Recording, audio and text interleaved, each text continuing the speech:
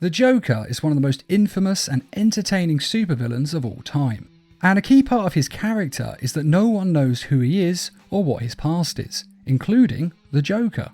Thanks to his insanity, he can't remember his past accurately. He remembers it different ways on different days. But the version that is considered by many to be his true origin is the classic Alan Moore comic that saw Batgirl crippled and showed us flashbacks of the Joker's life before he became a supervillain. Now, if you haven't seen his origin, then check out the links in this video's description, as I have already done a video on it.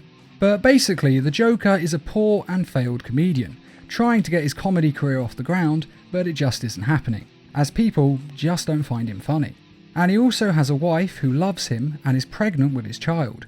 But unfortunately, his wife dies just before the Joker breaks into Ace Chemicals and falls into a vat of acid, transforming into the Joker that we all know and love.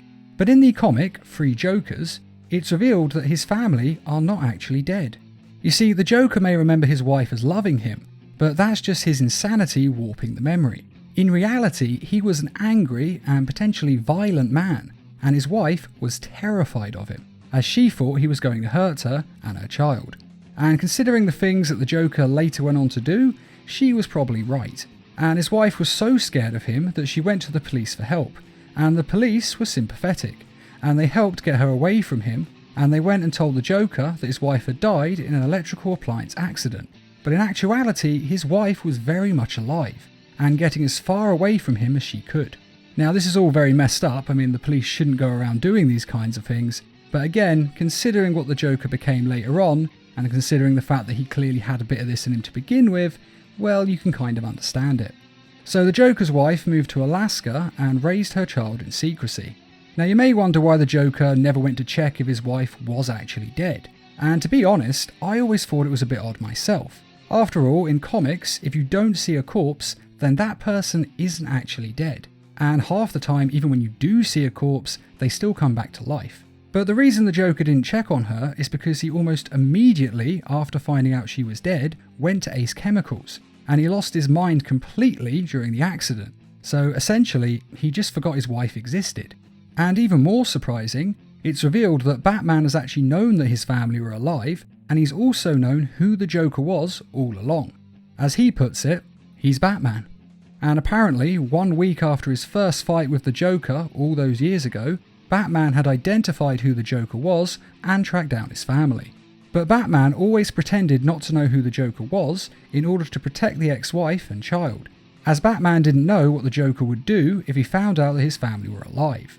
But he knew it wouldn't be good, of course.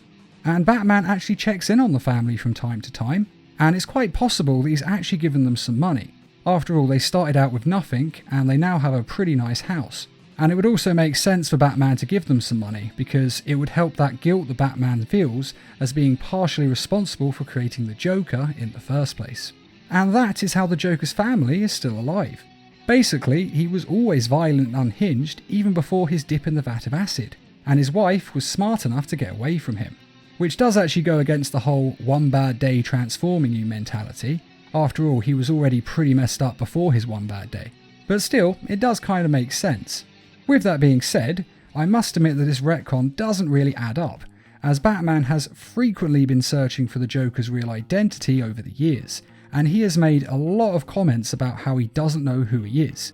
Now, it could be argued he was doing this to sell the fact that he didn't know in order to protect the family, which is what they're going with, but let's be honest, that doesn't really make sense. But still, I've got to admit, I do really like this retcon. I've always wanted to see a story where the Joker found out his wife and child weren't dead. I have previously thought they're probably alive because, as I said, we never saw a corpse. But I always figured that the cops would have just misinformed the Joker about her death, as in they told the wrong person their wife was dead. After all, the Gotham police are pretty worthless, so I could easily believe they would make this mistake. But this version, with the cops trying to protect the wife, does work as well, if not better. And I really hope that the Joker finds them one day. And who knows, maybe his old memories from before he was the Joker could return, which would be a really interesting comic to read. Or at the very least, we can see what he would do to his family and how he would raise his son. It could be very entertaining. And because of that, I can forgive the fact that this retcon doesn't quite make sense, because it's not a bad idea on the whole. But what do you think about this retcon? Do you think it's a good idea? Or do you think it just doesn't line up with the continuity and all the other Batman stories where Batman is puzzling over the Joker's identity? Well, be sure to let us know in the comments. And I'd just like to quickly remind everyone that we have some merchandise available on our store, and to say thanks to all of you who have donated to the Needle Mouse Productions page on Patreon. And as always, thanks for watching, and feel free to subscribe, share, like, and comment.